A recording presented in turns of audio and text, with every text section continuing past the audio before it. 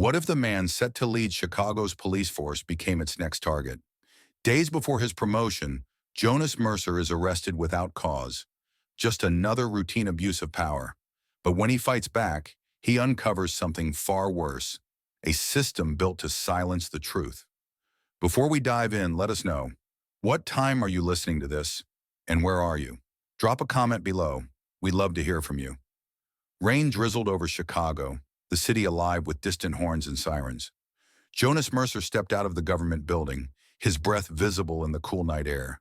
In a week, he'd be police chief, a title he had fought for, but one that came with the weight of his father's legacy. A man who believed in justice until the system broke him. Jonas checked his watch. 11:37 p.m., another late meeting on police reform. He pulled his coat tighter, exhaled, and walked to his car. The blue and red lights flashed behind him just as he turned onto Lakewood Street. Jonas furrowed his brow. No siren, just lights. A routine stop? Maybe. But he wasn't speeding. He hadn't run a light. He knew better than anyone to drive by the book, especially in a city where the wrong perception could mean the difference between getting home safe and being another statistic. He pulled over, cut the engine, and reached for his license and registration before the officers even approached. Two of them. Through his side mirror, he watched them step out of their cruiser. One taller, broad-shouldered, moving with the ease of experience. The other, younger, hesitated for a fraction of a second before following. Reed and Dunham. Jonas didn't recognize the younger officer, but Reed was a name he knew. A cop who had worked the streets for over a decade, known for his aggressive policing style. Jonas kept his hands visible on the steering wheel as Reed tapped on his window. License and registration. The older officer's voice was firm, his expression unreadable. Jonas nodded, passing the documents through the open window. Reed took them without a glance, his eyes instead scanning the interior of the car. A routine stop wouldn't start like this. "Where are you headed tonight?" Reed asked. Jonas kept his tone neutral. "Home." "From where?" Jonas met his gaze. "Downtown." Reed tilted his head slightly as if waiting for more. Jonas didn't offer any. He knew better than to give them anything extra. They were fishing. Dunham, the younger officer, circled the car, his flashlight sweeping across the seats, the dashboard, the back. Looking for something, anything. Reed flipped through Jonas's license, still not looking at it. "What's bringing you through Nearwood this late?" Jonas frowned. "I wasn't aware there was a curfew." Reed let out a small chuckle. "No curfew. Just seems like a strange place to be driving through at this hour." Jonas stayed silent. Reed's expression shifted. His stance hardened just slightly, enough for Jonas to notice.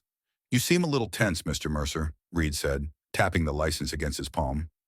Jonas inhaled slowly, forcing his voice to stay calm. "I'm just waiting for you to tell me why I was pulled over." Reed smiled, but there was no warmth behind it. "You were driving erratically." Jonas blinked. "That's not true." "You saying I'm lying?" Jonas felt his muscles tighten. "I'm saying I was driving at the speed limit, in my lane, and following traffic laws." Reed sighed, shaking his head. "You know what I don't like, Mercer?" Jonas waited. "I don't like when people question my judgment." The silence that followed felt sharp. Dunham returned to the driver's side, his flashlight lowered. "Nothing in the car." Jonas turned slightly, locking eyes with the younger officer. He saw something there. Hesitation. Unease. But Dunham stayed quiet.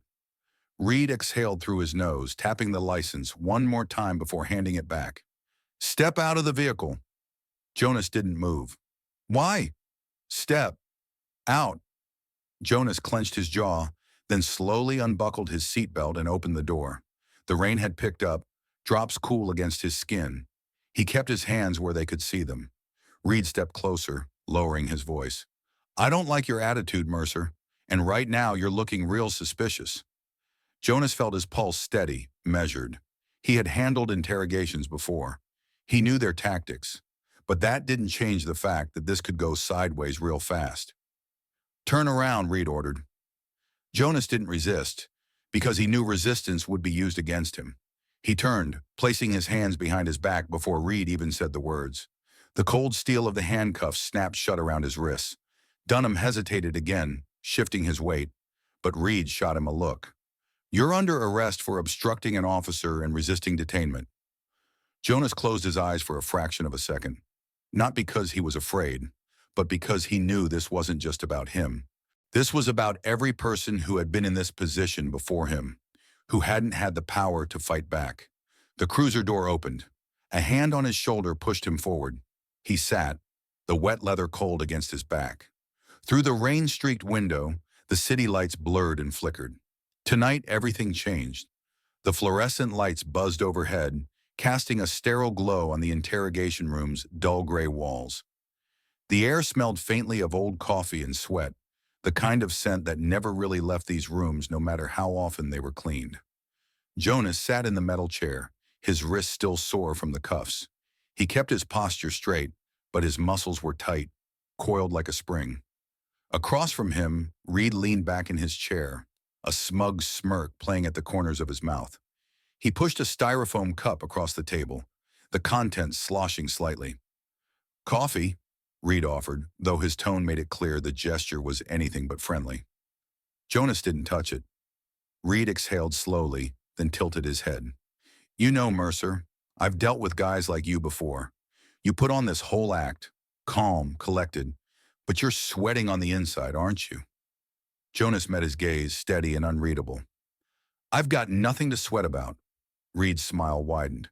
"See, I don't think that's true. I think you were somewhere you shouldn't have been tonight. Nearwood's not exactly on the way home from downtown, is it?" Jonas didn't take the bait. He knew how this worked. Reed wanted a reaction, wanted something he could twist into justification for holding him longer. "I was driving home. Nothing illegal about that," Jonas said, voice even. Reed clicked his tongue. "Then why'd you get so defensive when we pulled you over?" "I wasn't defensive," Jonas corrected. "I asked why I was being stopped. That's my right." Dunham, standing near the door, shifted his weight. He wasn't as confident as Reed, Jonas could tell. Maybe he still had some conscience left. Reed leaned forward, hands flat on the table.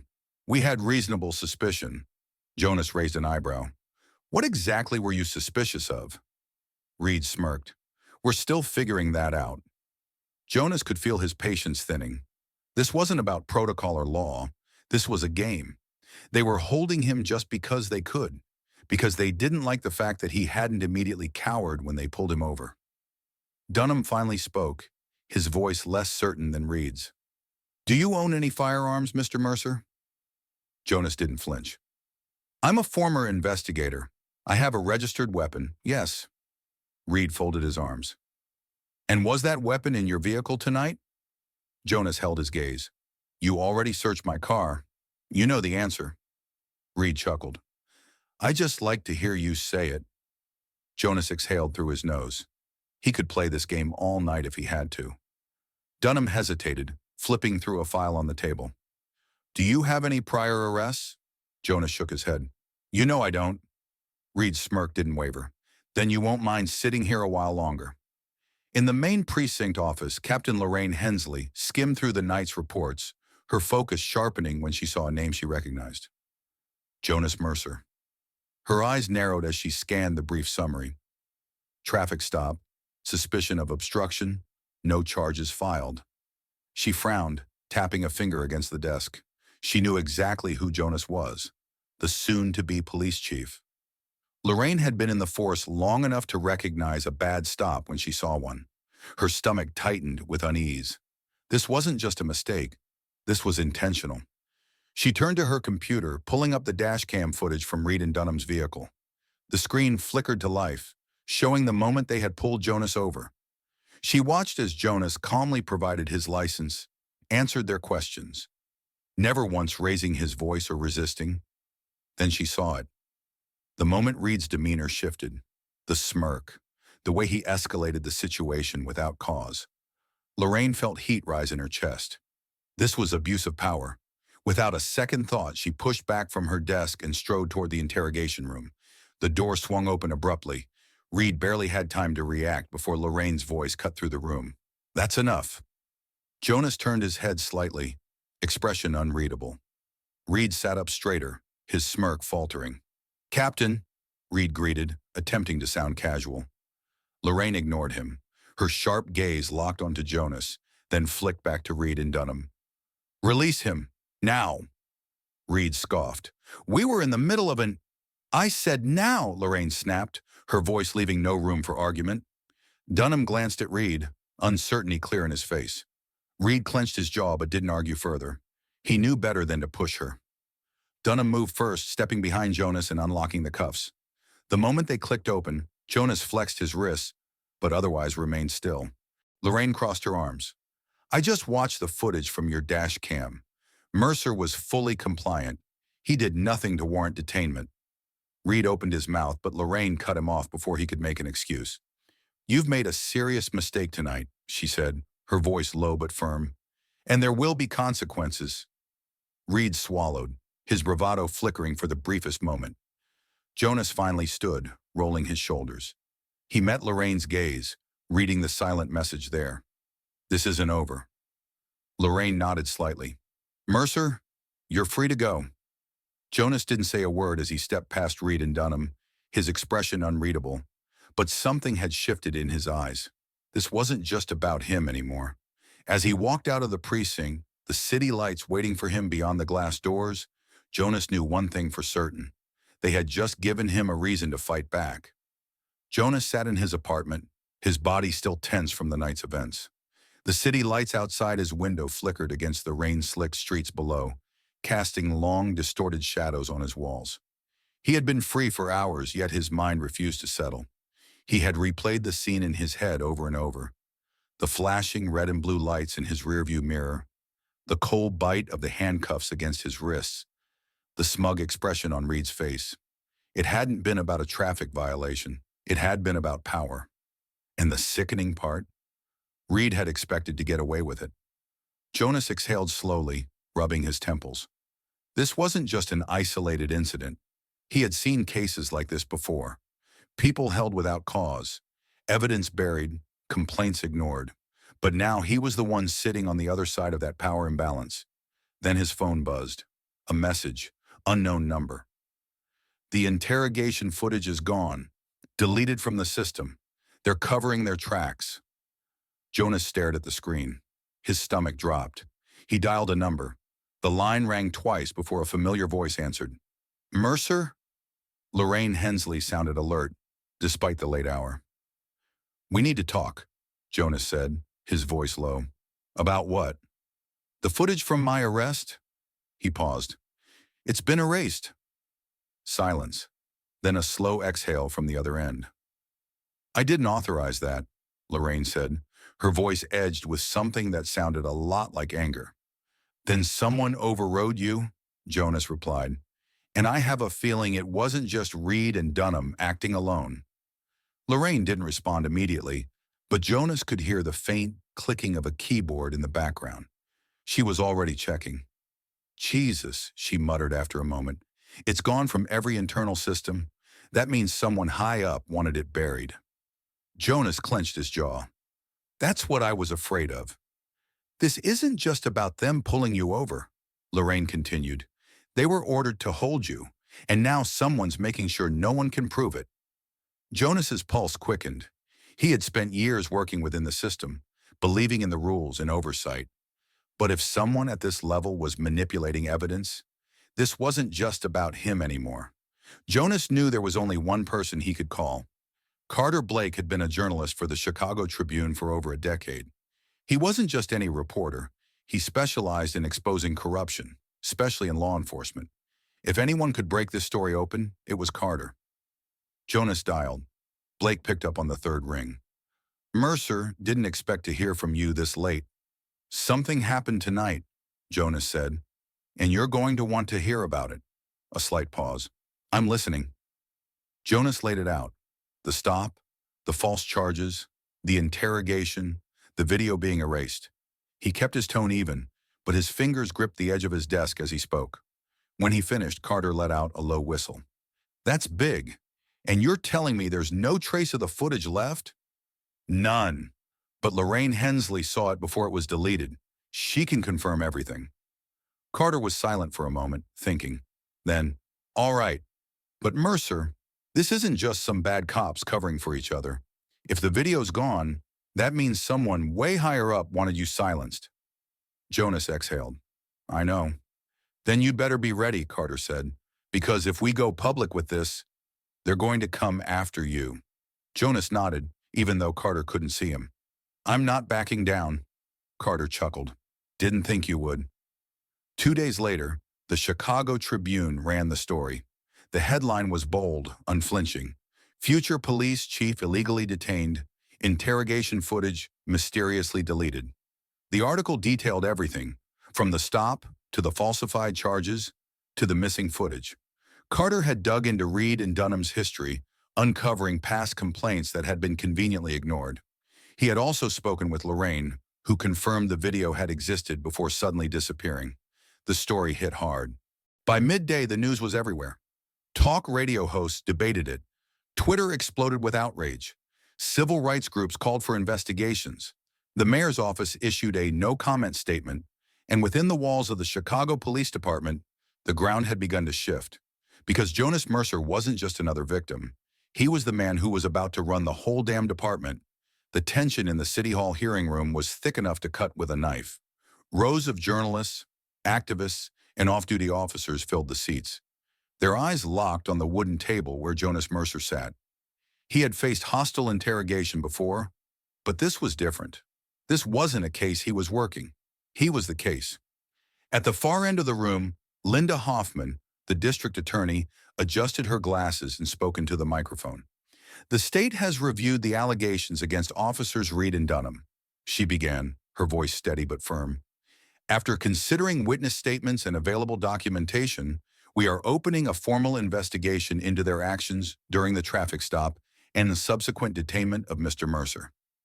A murmur rippled through the room. It was expected, but hearing it aloud made it official. Reed and Dunham were under scrutiny. Across the table, a polished man in a dark suit leaned forward. Michael Kavanaugh, the legal representative for the Chicago Police Union. He had the confident air of someone who had gotten officers out of situations far worse than this.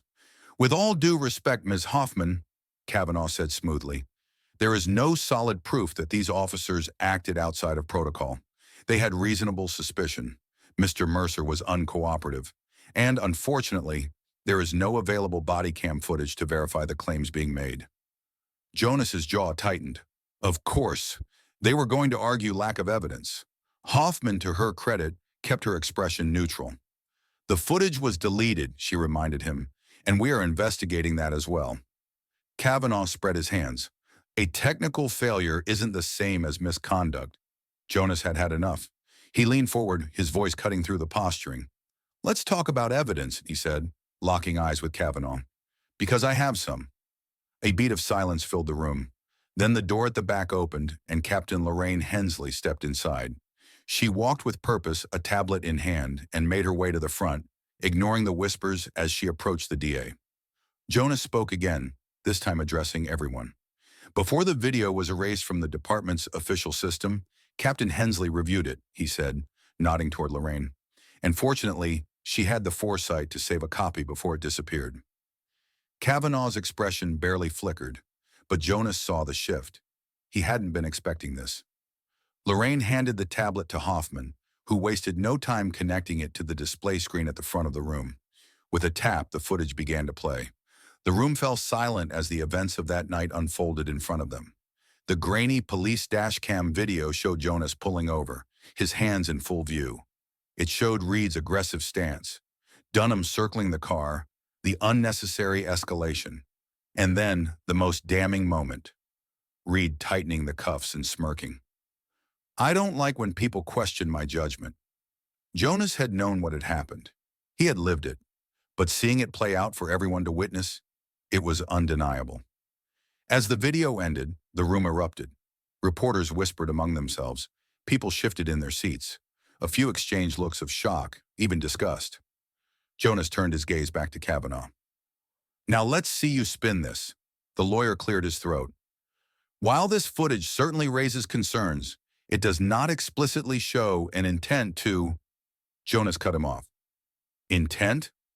That's what you're going with? He gestured toward the screen. We all just watched the same video, and you're telling me that wasn't deliberate? Kavanaugh leaned back, adjusting his tie. At the end of the day, Mr. Mercer, law enforcement is complicated. Officers have to make split-second decisions, and sometimes Jonas shook his head. Stop. Just stop. This wasn't just two bad cops. This was a culture, a system. And suddenly the real problem became clear. A new voice joined the conversation. A court assistant had entered quietly, handing Hoffman a slip of paper. She read it, her brows knitting together. Jonas watched as she turned back to him, lowering her voice slightly. I just received confirmation of something, she said. That night, after you were detained, a call was made to the precinct before they took you in. Jonas's pulse quickened. A call? Hoffman nodded. A superior officer instructed them to hold you for as long as possible. The realization hit Jonas like a brick. This wasn't just about Reed and Dunham. They were following orders. Someone higher up wanted him off the streets. Lorraine exhaled beside him, shaking her head. Who made the call? Hoffman hesitated, then looked down at the paper again. She set it on the table and slid it toward them. Jonas's eyes scanned the name, and everything clicked into place. A name he recognized. Someone in the Internal Affairs Division. Someone who was supposed to investigate corruption within the force. Instead, they had been covering it up. He looked back up, his mind already racing. Reed and Dunham were just the beginning. At the end of the hearing, Reed and Dunham were officially suspended. A small victory, but Jonas didn't feel like celebrating, because this wasn't just about two officers abusing their power. It was about an entire system that protected them. And now Jonas had the proof to go after whoever was really pulling the strings. Jonas could feel the shift the moment he stepped into the courthouse. It was subtle, but unmistakable. Conversations that had once paused with quiet curiosity when he passed now stopped altogether. Officers he had known for years, some he had worked alongside, looked away, their gazes suddenly finding the floor or the papers in their hands. He had expected this. No one wanted to stand too close to the man shaking the foundation of the department. Still, seeing it firsthand, it stung. As he walked through the hallway toward the hearing chamber, he felt his phone buzz in his pocket. Another message, the third one this week from an unknown number. Back off. This isn't worth your career or your life. Jonas stared at the screen for a moment, then deleted the message. They were trying to scare him, and maybe in some dark corner of his mind, it was working. Inside the chamber, the atmosphere was tighter than before. The investigation into Reed and Dunham had escalated, and with it, the scrutiny on the entire department. As Jonas took his seat, a familiar voice spoke from behind. Jonas, he turned. Deputy Mayor Elliot Dawson, a man known for his ability to navigate political storms without ever getting wet. Dawson slid into the seat next to him, his voice lowered. Look, I get what you're trying to do. I do. But you need to understand, you're making a lot of people nervous. Jonas studied him. If they're nervous, they should be. Dawson sighed. Come on, Jonas. You know this department has been through enough scandals. You want to be police chief? Fine, but don't drag the whole damn system down with you. Jonas leaned in slightly. I'm not the one dragging it down, Dawson. I'm just shining a light on what's already broken. Dawson's expression hardened. You're not untouchable, Jonas. Not yet. Later that night, Lorraine Hensley called. You were right, she said without preamble. Jonas exhaled. About what? About this being bigger than Reed and Dunham. Lorraine's voice was clipped, tense. I did some digging. The order to have you detained that night. It came from someone high up. Jonas straightened. Who? A pause, then, Henry Calloway. Jonas felt his stomach drop. Calloway, head of internal affairs, the very person responsible for policing the police. Jesus, Jonas muttered. You're sure? Positive, Lorraine confirmed. Calloway made the call. And Jonas, this isn't the first time. He's buried complaints, covered up use of force cases. Reed and Dunham are nothing compared to what he's protected over the years. Jonas ran a hand down his face. And now he's trying to make sure I don't push this any further. Lorraine hesitated. You know what this means, right? Jonas didn't answer immediately. He knew exactly what it meant. Going after Calloway wasn't just about two crooked cops anymore. It was about dismantling an entire power structure. It was about exposing the fact that for years, officers had been protected, victims had been silenced, and justice had been nothing more than a convenient illusion. And now Calloway had made one critical mistake. He had put Jonas in the middle of it. That night, Jonas sat alone in his apartment, the glow of the city stretching beyond his window. He thought about his father, a man who had once believed in the badge until the system had chewed him up and spit him out. A man who had taught Jonas that there was always a cost to doing the right thing. The question was he willing to pay it? The messages, the warnings, the veiled threats. Jonas knew where this road led. It led to enemies. It led to consequences. But he wasn't going to stop. The following morning, he sat in a broadcast studio, a microphone inches from his face. Across from him, the host of the most listened-to radio talk show in Chicago adjusted her earpiece. All right, we're live in 3, 2, 1. The ONAIR sign lit up. Good morning, Chicago, the host greeted. Today we have a very special guest, Jonas Mercer, the man at the center of the most controversial case in the CPD right now. Jonas met her gaze. Thanks for having me. Let's get straight to it, she said. You were wrongfully detained. The video of your arrest was deleted. 2 officers have been suspended. But now sources are telling us that the problem is much bigger than just those officers. So I have to ask, are you planning to take this fight further? Jonas exhaled. Then he looked directly into the camera. This isn't just about a single incident, he said, his voice steady. It's about a culture of unchecked power. It's about a system that has allowed officers to abuse authority without consequence. The host leaned in. So what happens next? Jonas didn't hesitate. I expose it. The radio studio fell silent for a beat. Then she spoke again. You know this is going to put a target on your back, right? Jonas gave a small, grim smile. There's already one there. By noon, the clip of the interview had gone viral. By evening, Jonas Mercer was the most talked about name in Chicago. And somewhere in a corner office of CPD headquarters, Henry Calloway was watching. The weight of the truth was heavier than Jonas had expected. Since his interview had gone public, the city had been in an uproar. The Chicago Police Department was under the kind of scrutiny that made politicians sweat and officers nervous. Every news channel had been running segments on the case. Every major paper had a headline dissecting what was being called the biggest internal scandal in the department in over a decade. But the pressure wasn't just external. Inside the department, things were shifting. The hearing into Reed and Dunham's misconduct had led to a deeper probe into CPD's leadership. Calloway was at the center of it, but the man still held power, and he was using every ounce of it to keep control. Jonas had seen it before. When people like Calloway felt threatened, they didn't play defense. They attacked. The first sign of retaliation came quietly. A court clerk leaked a report that the investigation into Reed and Dunham was inconclusive due to lack of irrefutable evidence. Jonas nearly crushed his coffee cup when he saw the news alert. He dialed Lorraine's number. You see it? He asked as soon as she answered. Yeah, she said, her voice tight. It's Calloway. He's pulling strings behind the scenes, making sure no one moves forward on this. Jonas pinched the bridge of his nose. We need more. Something bigger. Something he can't bury. There was a pause. Then Lorraine said, I might have just the thing. That night, Jonas met Carter Blake in a dimly lit diner off Belmont Avenue. The journalist sat across from him, sipping black coffee like it was whiskey.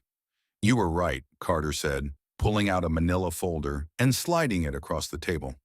Calloway's been covering for dirty cops for years. What happened to you was just a fraction of what he's been involved in. Jonas opened the folder. Inside were documents, reports, internal complaints, dozens of them. Some had been marked dismissed, others had mysteriously vanished from department records.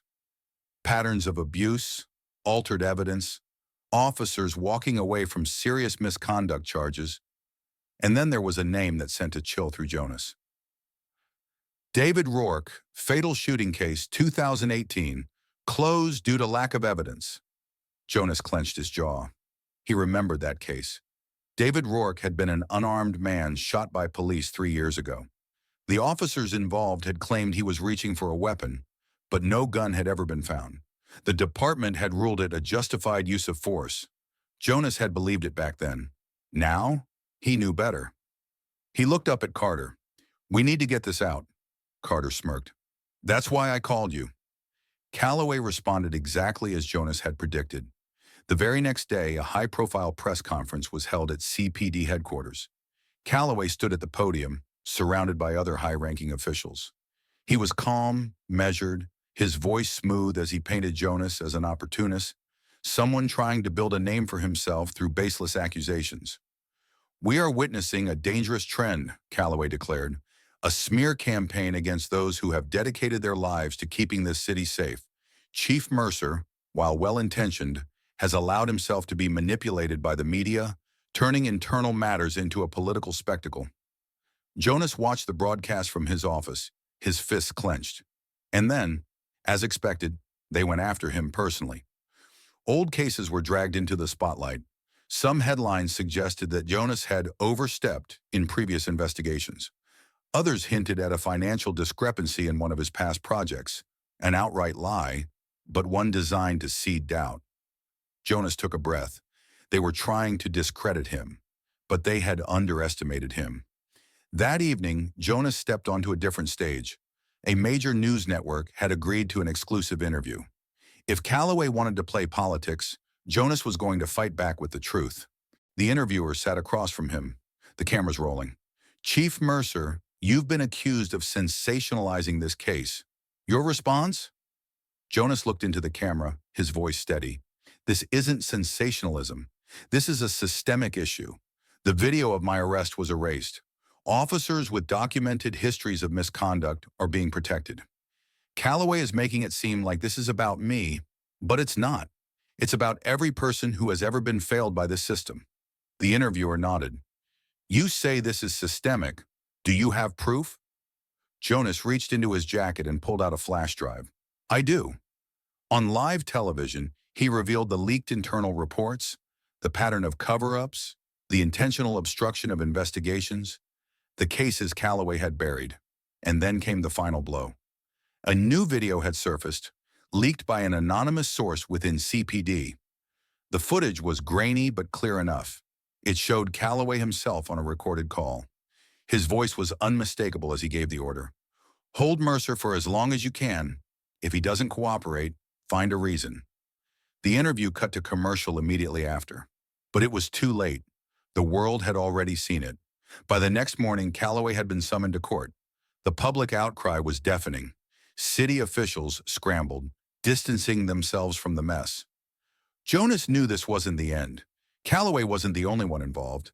But he wasn't just fighting the system alone. The tide was turning. The courthouse was swarming with reporters, their cameras flashing like lightning in a summer storm. The air was thick with tension, a mixture of anticipation and unease as the trial of Henry Calloway began. Jonas stepped out of his car, his breath steady despite the weight of the moment. This was the day everything came to a head. Inside those walls, the system that had protected men like Calloway for decades was about to be put on trial. He adjusted his tie and walked through the entrance. No turning back now. The courtroom was packed. Every seat was filled with journalists, city officials, activists, and officers. Both those who supported Jonas and those who saw him as a traitor.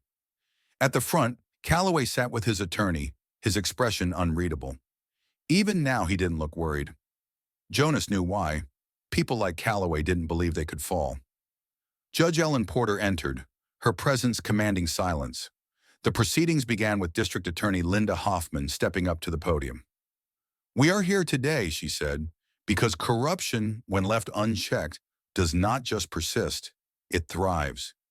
We have irrefutable evidence that Henry Calloway, as the head of internal affairs, actively concealed misconduct within the Chicago Police Department.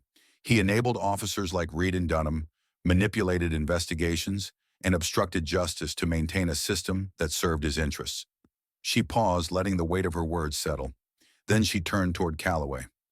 "This ends today." Calloway's lawyer, a man named Richard Gable, leaned forward, his voice smooth, calculated.